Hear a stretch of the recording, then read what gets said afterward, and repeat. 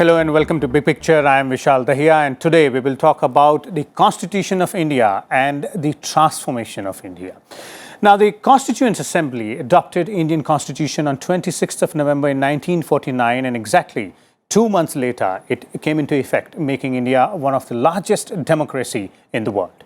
The Constitution lays down a broad framework of the fundamental political code, structure, powers, procedures and duties of the government institutions, as well as fundamental rights and duties of the citizens of this country.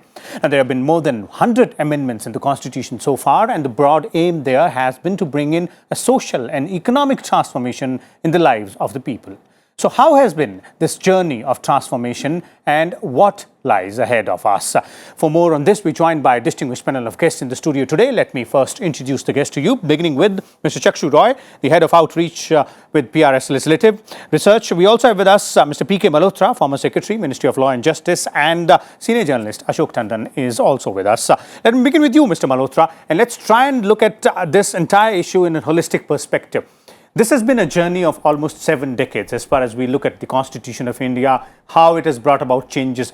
But here we're looking at the transformation which has been brought through various tenets of the Constitution, whether by amending them or by enforcing those which were already put in place earlier, specifically the social and economic transformation in people's lives. So how do you see this journey? Well, first of all my compliments to our viewers on the 70 years of the Constitution. Constitution of our country is basically an instrument of social change. And I am reminded of the speech which was given by Dr. B.R. Ambedkar just before the adoption of this Constitution on 25th of November 1949, where he said that this Constitution will be as good or as bad as the person who are responsible for its implementation. If they are working the Constitution with good intentions, probably the implementation will be very good. But if there are no good intention, obviously the document will be treated as a bad document. And he also cautioned about 3 dangers to the democracy. And one of them, of course, was the point which we are discussing today, that is social and economic inequality which was prevailing at that time. Of course, he talked about 2 other issues also. One was the use of unconstitutional method, and the other was hero worship.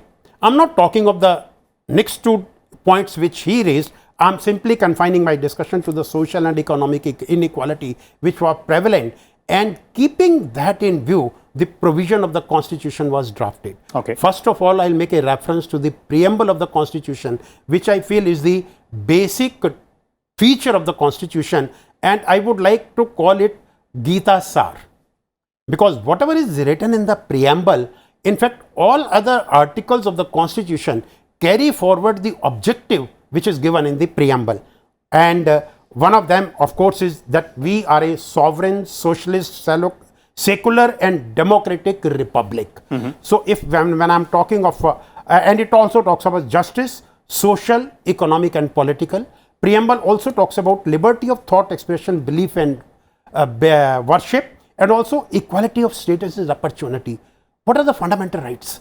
Fundamental rights are giving effect to all these rights. You talk of Article 14, right to equality. You talk of 15 and 16, which talks of affirmative discrimination in favor of certain classes of people. Then abolition of untouchability.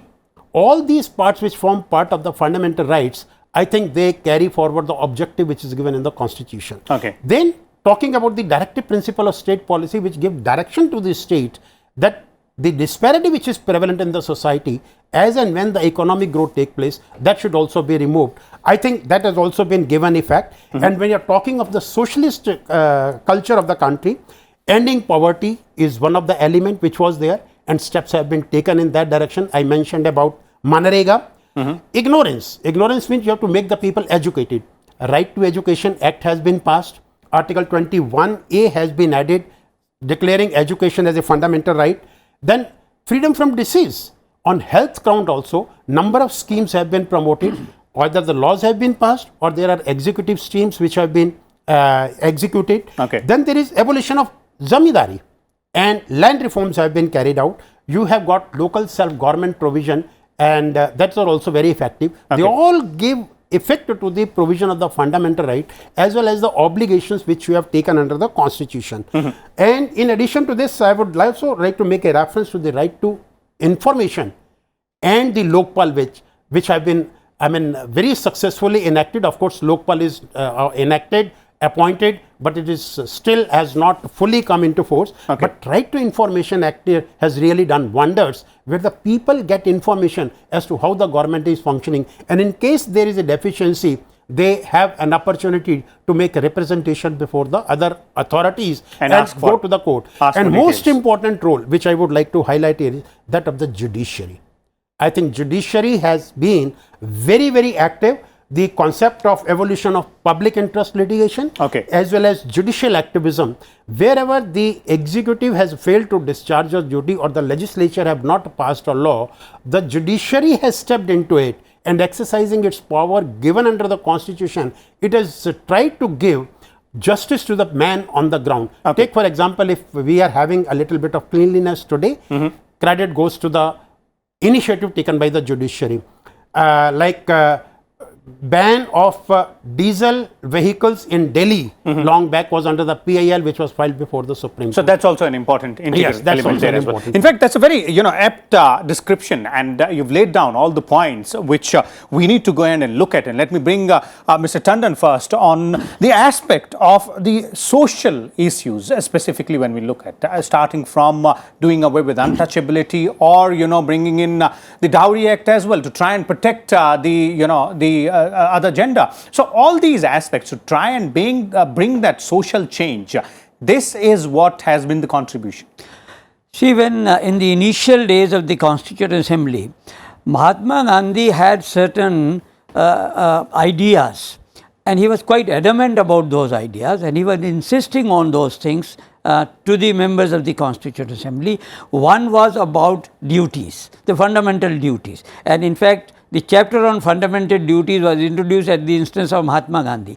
The other was the social evils in the society. He wanted a classless society. He knew the problems at the grassroots level, discrimination, all sorts of problems which the Indian society had for ages, untouchability. And he was insisting that along with fundamental rights, we should also introduce these measures as a law, as part of the Indian Constitution.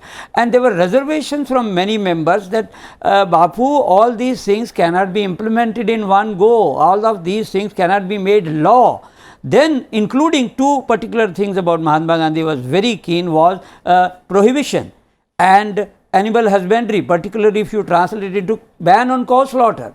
So all these things, then Gandhi was persuaded that we will have a chapter on directive principles to state policy, that gradually when we enforce constitution, then we will expect the state to stop discrimination, make a classless society, give the rights to all the deprived sections, emancipation of the downtrodden, and including prohibition and ban on cow slaughter. This cannot be made a law. So that is why chapter on fundamental rights came into the Constitution of India. But Mahatma Gandhi's understanding of the Indian society at the grassroots level was mere laws cannot help. Therefore, the states should be in fact given a directive. Unfortunately, in the last 70 years, only lip sympathy was given to the directive principles of state policy, because the center, whosoever was in power, left it to the states to follow those directives. And in the process, very few directives could be followed. In fact, if you look back in the last 7 decades, a lot more needs to be done to make a classless society, to remove discrimination. We know what the society is all about. Poverty as well. On top of it, all these directives and issues were made a political agenda by various political parties, making it an election promise but doing nothing for that society. And therefore, when we look at the Constitution in the last 70 years, unfortunately, quite a lot of laws have been made to bring about equality, removal of poverty, all these things were there, but still a lot more needs to be done. Basic things which Mahatma Gandhi in mind was including cleanliness. Now when a campaign has been launched since 2014 to make it a mass movement, invoking Mahatma Gandhi's 1942 Quit India movement, which became a mass movement. That is exactly what Prime Minister is doing, whether it is toilets, whether it ban on plastic, whether it is cleanliness, Swachh Bharat Abhiyan. All these things actually were there in the directive principle of state policy. So I think when we look back, I personally feel now is the time when we should be focusing on those principles. Only then we can have social equality, gender equality. We can claim we have come a long way, but I personally feel still a lot more needs to be done by the society as such, without depending on the government. And therefore, all these issues need to be made mass movements, and people's participation is required. That is exactly what we have seen in the last 4 and 5 years. At least couple of things have been made mass movement, like Swachh Bharat Abhiyan, ban on plastic. With the people participation, only then we can achieve a society which is free from all these evils. Okay, people's participation is also the key there. Chakshu, your views on overall the way the transformation has come as far as the social and economic aspect is concerned, and as Mr. Tandon is pointing out, that the key here lies to people's participation as well. Only the state can't be expected to go ahead and shoulder those responsibilities. Vishal, both Mr. Tandon and Mr. Malhotra have laid down a wonderful foundation for this discussion.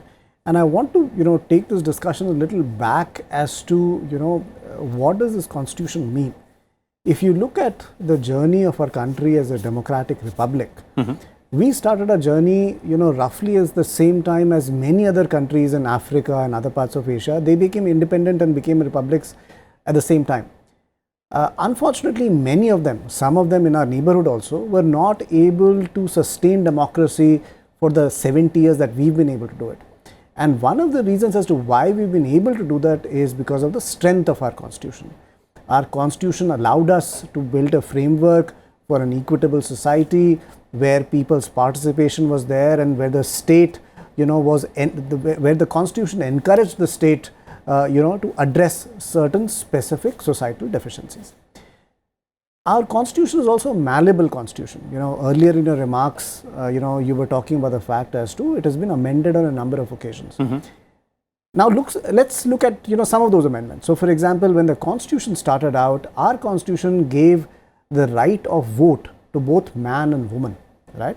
And this was a right, which many developed countries, gave the voting right for, women in many developed countries only came in the 60s. Our constitution had it the moment we started.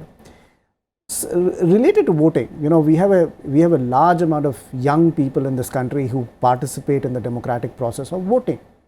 It was in 1989 that we lowered the voting age from 21 to 18 to enable more young people to have a say in the running of the country, in deciding who their elected representatives are going to be. And why go that far, right? We have when our constitution was formed, 16 days were devoted to discussing fundamental rights, and that discussion still goes on. Less than 10 years ago, Malhotra Sahab was talking about it. Less than 10 years ago, we passed a constitutional amendment which made the right to education as a fundamental right. So the conversation on many of these topics is a continuing conversation. Let's talk about economic rights, right? In the previous Lok Sabha, the parliament, the two houses of parliament got together to amend the constitution to bring in the concept of GST, perhaps a landmark taxation reform that happened, in our constitution. So if I look at, the rigidity of the constitution, the malleability of the constitution, and how the constitution has evolved over the years to look at the societal needs of the country, and then the judiciary has interpreted it, the government has taken direction from it, and parliament has then devoted a lot of energy in ensuring the constitutional values are protected.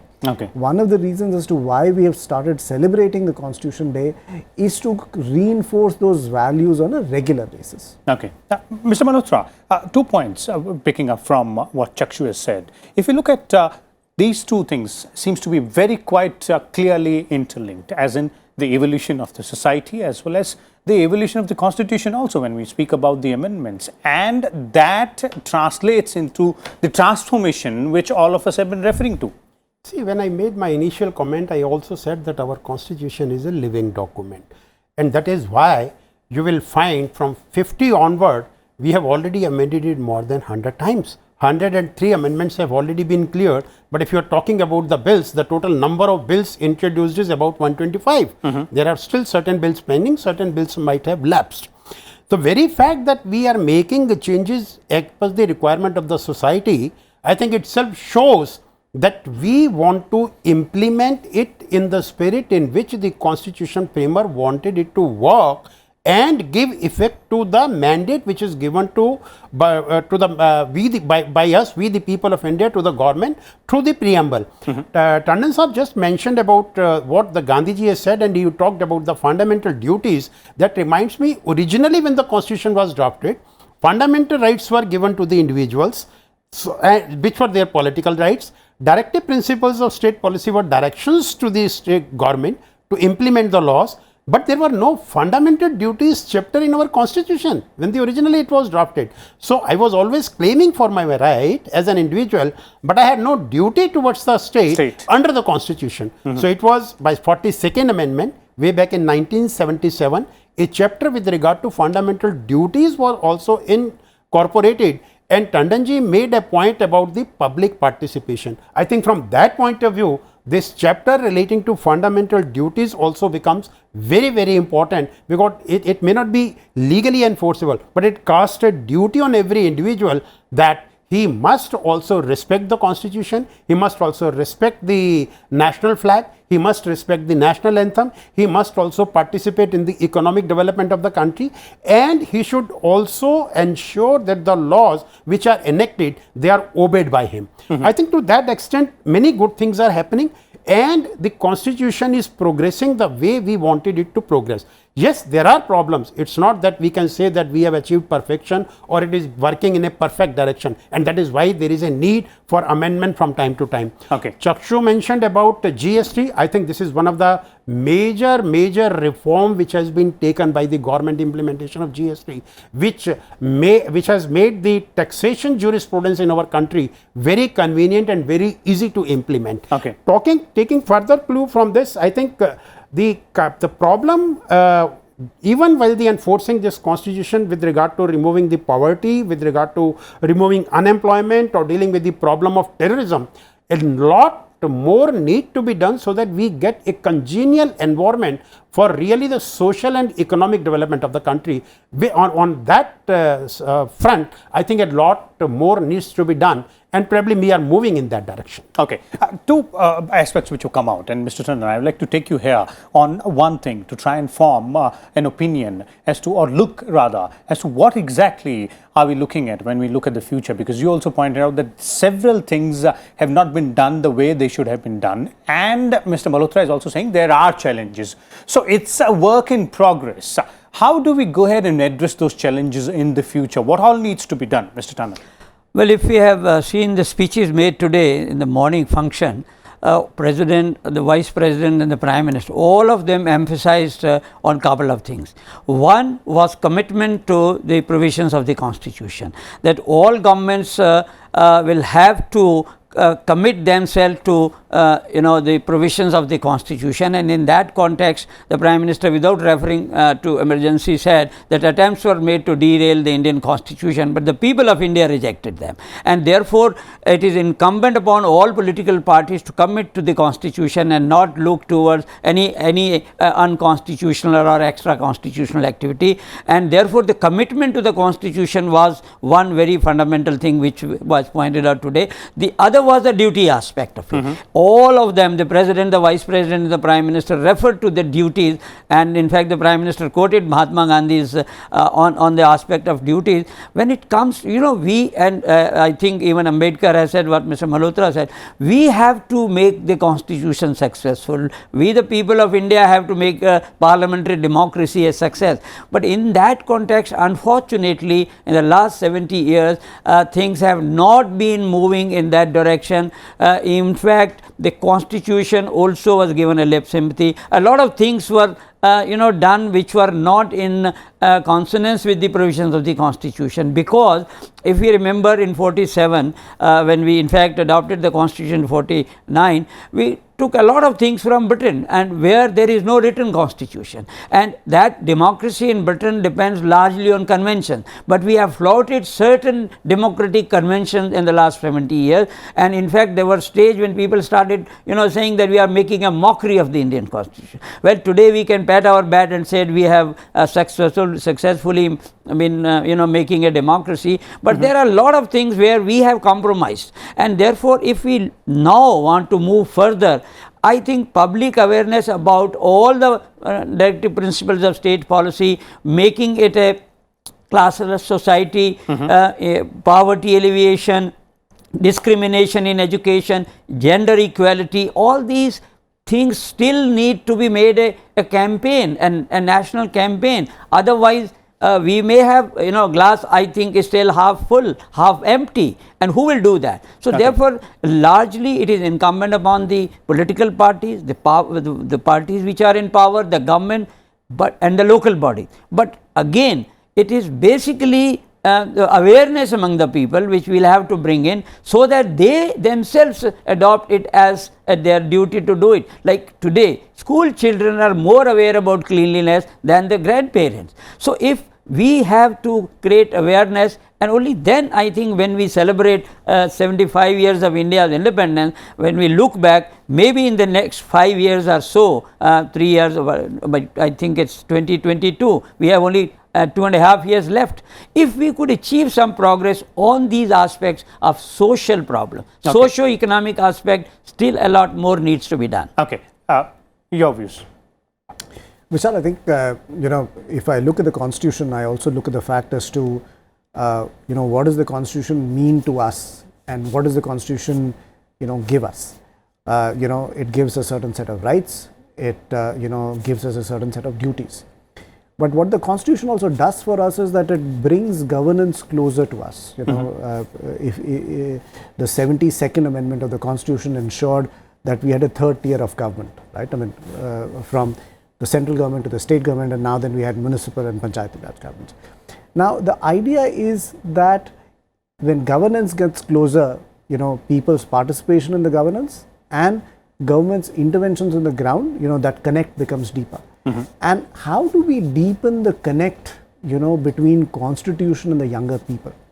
And that's going to be an ongoing problem when a country starts prospering. Do the people have the same kind of zeal, enthusiasm when the generation of people at the time of independence had been engaging with the constitution? So perhaps that's a conversation well worth having. I remember there was an interesting private member bill that was mooted in the Rajya Sabha, where a member of parliament suggested that perhaps copies of the constitution should be given when people attain the age of 18 years, right? Just to bring them closer to the constitution.